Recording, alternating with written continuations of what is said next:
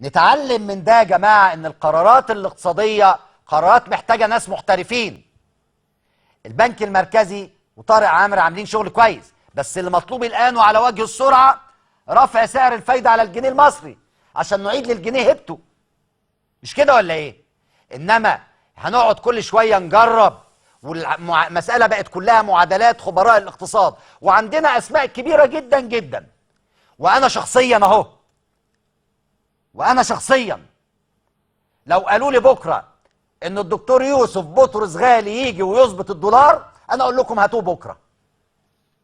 طبعا الناس هتطلع تهاجمني بكرة وتعمل حاجات كده يعني. أنا مع أي حد يجي محترف فاهم في المسألة يساعدني في الاستقرار. انما هتيجوا تجربوا فينا واحنا حقل تجارب. مصر مش في حاجه في الوقت ده انها تبقى حقل تجارب لحد.